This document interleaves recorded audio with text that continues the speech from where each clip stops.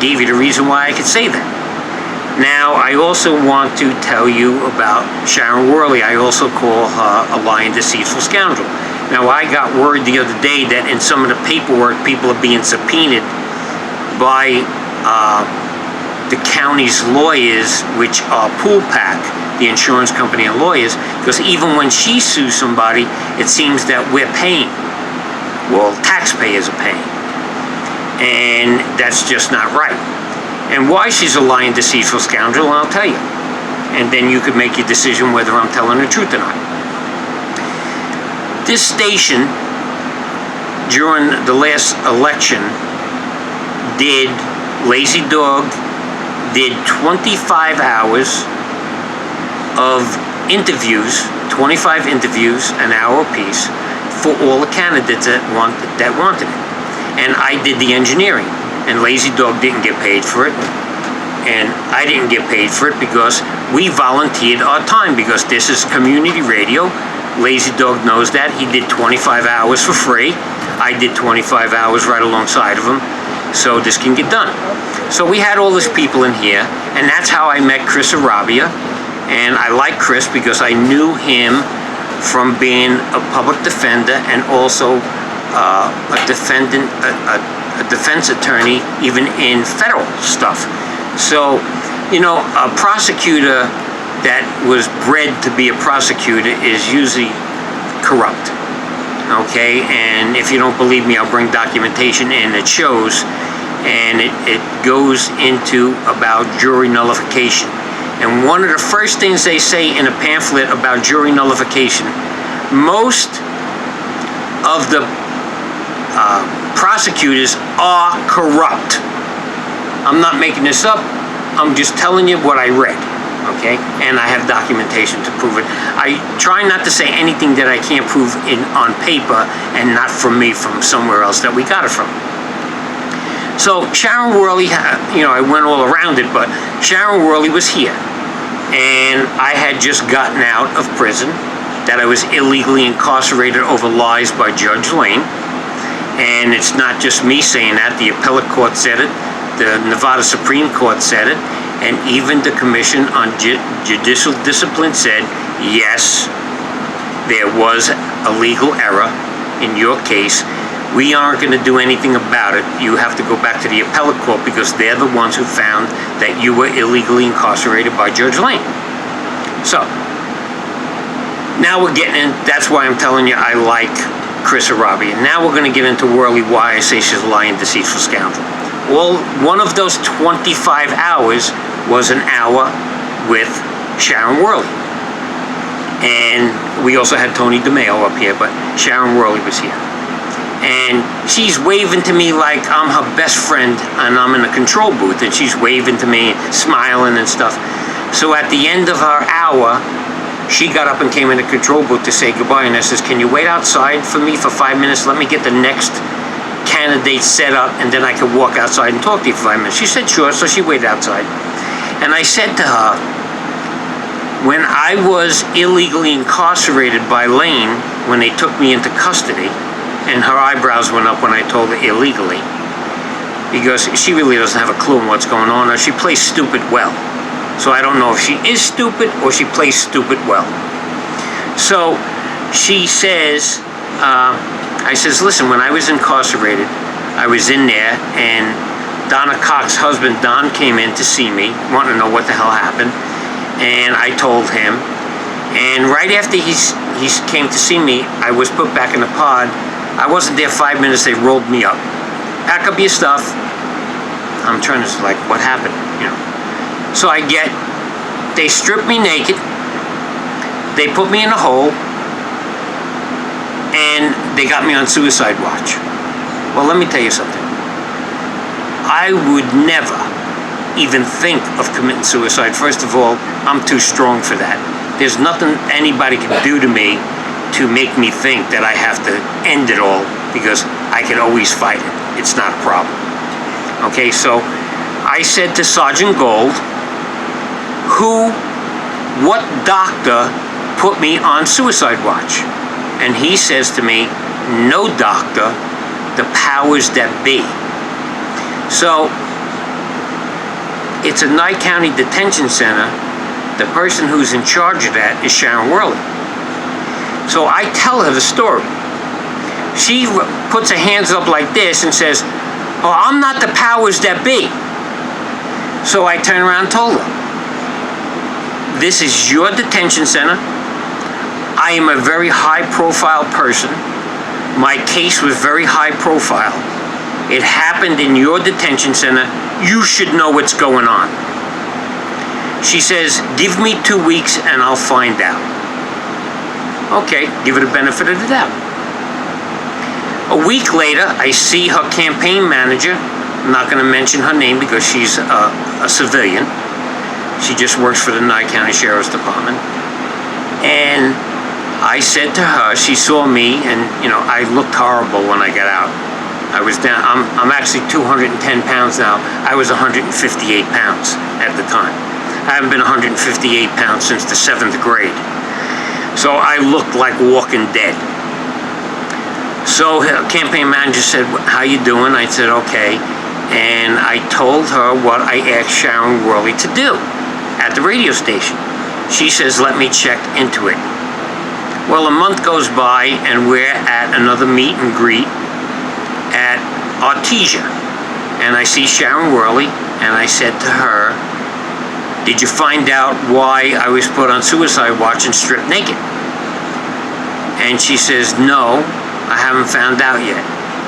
I still haven't gotten an answer. That was well over a year ago. Am I ever going to get an answer? Probably not. That's why she's a lying, deceitful scoundrel. She turned around and told me here, first of all, she's two-faced. You're waving at somebody like you're your friend, and we're not anymore. We were friends when we worked together at the Wild West Extravaganza when Bob Baker used to run it when it was a good thing. Now Sharon Worley took over and she turned it into another disaster like she did to the Sheriff's Department. So I never got an answer. I probably never will. And I was told the other day how I got into this whole thing was that Sharon Worley said that she's been put under stress because she's been ridiculed on the radio. And I'll leave it at that, and we'll be right back after this break. 775-751-2579. Support for KPFF comes from B&P Dirtwork. B&P Dirtwork offers all-purpose backhoe for driveways and fifth wheel pads, digging trenches, clearing lots and fields, and more. B&P Dirtwork is licensed, insured, and happy to work for you. More information at 702-540-0961. That's 702-540-0961. All statements heard on this station are that of the program hosts, co-hosts, guests, and callers alone and are not necessarily those of this station or its affiliates. Hello, this is LD, Lazy Dog Michael John. I'm going to host a show Sunday evenings at 7 p.m. called Lazy Dog's Front Porch. Why don't you come on by, crawl up on the porch, pull up a chair, and join me. We're going to have a good time. We're going to chat about this and that, everything else. We might even become interesting. We'll just see where it goes. Sunday night, 7 p.m. on KPFF.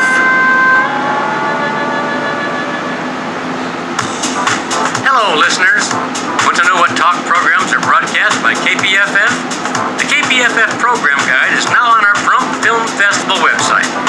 If you want to see what's coming up this week on KPFF, just go to www.PahrumpFilmFestival.org.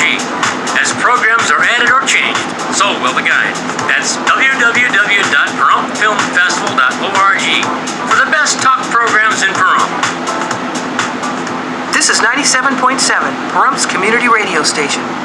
And welcome back. Call in number 775-751-2579. So I just wanted to finish that up with Sharon Worley, and I can call her a lying, deceitful scoundrel because she is, and I have first-hand knowledge.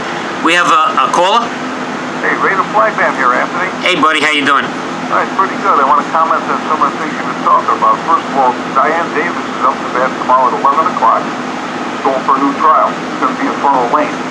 I've seen this before. Usually, what the usual process is, if they go to a higher court and the court said there's something wrong with the trial, they'll kick it back to the judge who heard the trial, and they'll put witnesses on the stand to determine whether she should get a new trial. So that's open to the public, 11 o'clock tomorrow morning in front of Judge Lane. Diane Davis is going for a new trial. Were you aware of that or what? Not at all. But she deserves one because I turned around and said that there was a private investigator did an investigation on that fire, and she did not cause that fire. I'm not going to say who did it, but it was an entity from this community. And I'll leave it at that. Go ahead. So it could be like a witness didn't give good information or something. I don't know what's going to happen, but I'll keep you informed. Definitely. And Heidi Fleiss and Ed Fox, let me talk about them for a second. Sure. Heidi Fleiss had the marijuana plants. They went in without a warrant. Jason Ernest told Judge Walker the Fourth Amendment applies here. They had no warrant. They had no reason to search the house and the yard.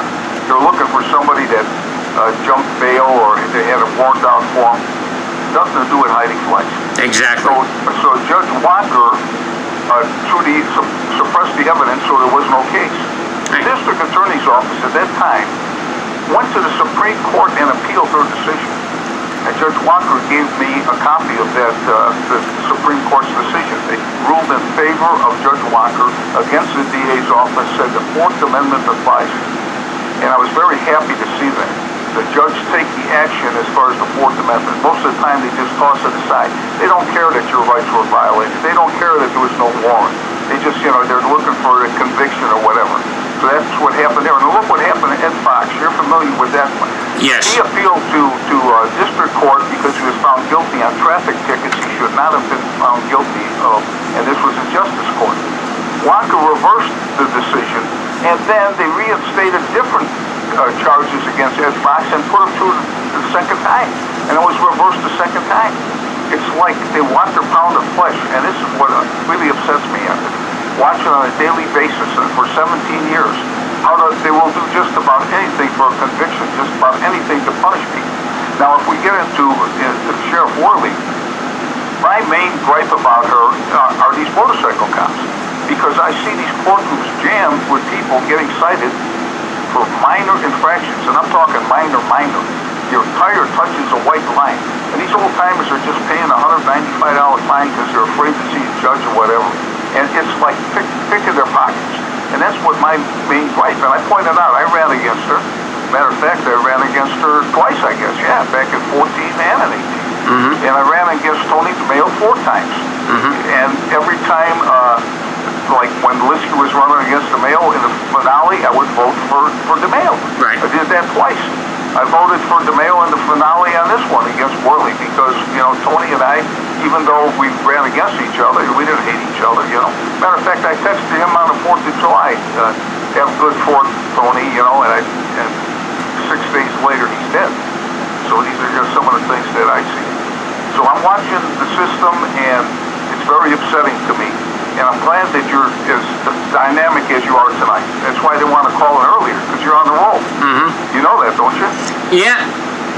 I don't know, do you get inspired or something, or what? I mean, is it like something from above? Does the Lord say, okay, Anthony, I want you to hammer him today, or what, huh? Because of my friend Vinny in New York and his 40-year career in law enforcement and the last 19 years of it, that he arrested illegal doers like cops and commissioners and the public officials. And it's my job here, just like the founding fathers, because I'm a constitutionalist, the government is supposed to work for us, not against us. And our government, especially in Nye County, a majority of, not all of them, but a majority of them work against us, and it's just not right. Well, you're correct in what you're saying now. The district attorney's office right now has got complete shakeup. I mean, just the other day, Gerard, his name is Gotoso or something like that. He's a Filipino guy. I thought he was doing a pretty good job. He was doing like sexual assault cases and domestic batteries, and they just fired him. They fired him outright. They fired Ronnie Boscovich. She got a job as public defend her after she got fired. She was suing the county. Right. They took Ferguson, sent him up to Tonopah. The pit bull is Dan Young is in Beatty on Monday and Friday. So there's a big shakeup, and nobody knows what's going on. The term insubordination has been used when I ask people. Well, I just think that Chris Arabi is flushing the toilet. That may very well be. Every day I go in there, there's new people coming in. We've got a retired judge, or a former judge out of Clark County. His name is Don Charez, who seems to be doing a pretty good job being sympathetic to the plight of people. I see him, well, ask for, like, oh, okay, they were in jail a couple of days, just we'll dismiss the case, or, credit for time served, let them out, no more punishment for them. And I kind of like that in somebody, especially a prosecutor, who usually they go for everything, Right. There's a new guy named Jeff, what's the Incredible Hulk, what was the Incredible Hulk's name, do you remember? I don't remember. Oh, okay, Hulk Hogan. This guy's name is Jeff Kogan. Okay. That's how I remember his name, and he seems to be kind of level-headed too on this. I'm glad to see it, and refreshing is Lisa Shamley on the bench. Definitely. What she's doing for the people is wonderful. Once in a while I'll disagree with her, and sometimes even tell her, but it's just the way it is. Yeah, We've got a dynamite show tonight, and I'm going to let other callers give that number out one more time. Thanks. I accept Jesus Christ as my Lord and Savior. Keep the faith, power to the people. Have a good show. Power to the people, buddy. And over and out. Okay. 775-751-2579. Yeah, I think that Chris Arabia, and I like him, I think he's flushing the toilet. And I told Angela Bello the second day on the job, when I brought her that audio and video of stuff that went on, that's why a couple of people got fired. And I just want to say that you got to give Chris a shot. I mean, he's only in there 7 months, and there is a shakeup, and you have to stir. It's like a septic tank. If you don't put anything in there to ferment the waste, it gets clogged. So he might be putting stuff in there to ferment the waste and flush it out. Because I told Angela Bello her second day on the job, these are Coonsy people. You gotta clean house. And you know what she said to me? I can't get anybody. Well, you got Pat Ferguson comes in from Vegas. Michael Vita Cabell comes in from Vegas. Angela Bello was from Vegas. Chris Arabi is from here. Okay, this is his community. He's gonna do a better job. Okay, why do these guys drive all the way here when they could get more money in Vegas? Because, like I said before, nobody in Vegas wants them. Okay, there's a difference between a prosecutor and a persecutor. They're supposed to be prosecutors, not persecutors. Somebody does something wrong, fine, you bring them up on a charge, you don't play games, you do everything the proper way according to the law, and don't stack charges so you can get people to plead guilty to. If they did 2 things wrong, don't give them 7 charges so they plead down to the 2 things. That's not justice. We are not getting justice in our system. It takes them days on top of days after they arrest somebody to bring the charges. You arrest somebody, you should work until the charges are done before the close of day. Just like if you were Jewish, you die at 9 o'clock in the morning, you gotta be in the ground before sundown. Well, you lock somebody up at 9 o'clock in the morning, the charges should be filed before sundown. That's justice. This stuff of 72 hours, 48 hours, 3 weeks, 10 days, this is crap. Okay? We're not getting justice. Your tax dollars are supposed to get you justice. Just because somebody goes to prison doesn't mean that the tax dollar got justice. It just means that somebody went to prison. Okay? There are people, and let me tell you something, I'm not easy on crime. Okay? Far from it. Okay? You hurt somebody, you gotta do the time. You kill somebody, you gotta do life. There's no plea bargains. You took somebody out, civil debt. You know what? I believe in a death penalty, okay? Put them to sleep. Why should we pay for all of that? But if It's only if it's beyond a reasonable doubt where you have witnesses, a person did it with malice. Accidents happen. Guns go off by accident. People get shot dead. By accident sometimes. It's just that simple. I mean, you could be shooting at somebody and kill somebody 2 blocks away. It's an accident. Okay, if you fire a warning shot and the shoot hits the ground and ricochets and hits the person, it wasn't attempted murder. You were firing a warning shot. So, anything with a gun, everybody's against guns.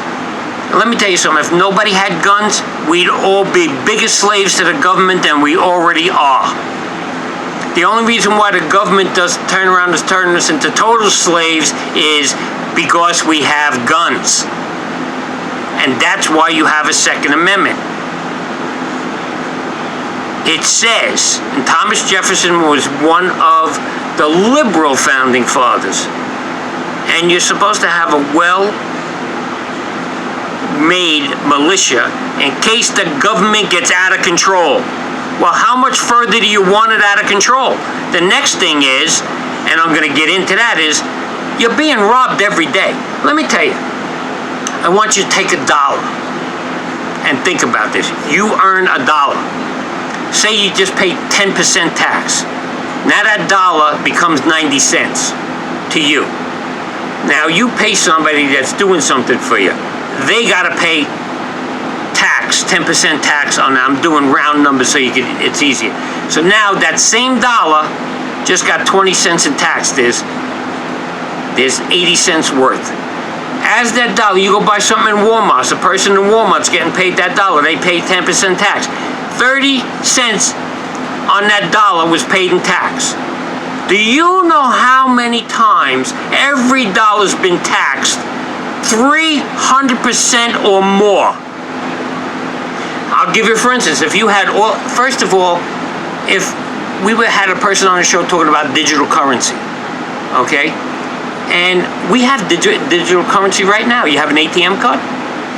If everybody got paid and went to the bank on the same day, there is not enough of dead presidents to give out to the people. That's why you have credit cards, ATM cards, and things like that, because there's not enough money printed to give everybody their money. That's why in Greece, when they had that problem, they had to run on the banks. They were only allowing people to take $60 a day because there's not enough of currency to give everybody their money.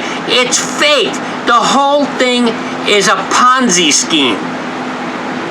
The whole thing is a Ponzi scheme. If you track $1, it's been taxed 300%. So when they turn around to say that we should pay 70% in tax, that dollar we're not individually being taxed 70%, but that dollar is taxed, the same dollar is being taxed 300 times at a minimum. Because if you took every penny that you paid in tax and they took that money and burned it, we'd be out of money in a month. There'd be no currency for anybody because that's how much taxes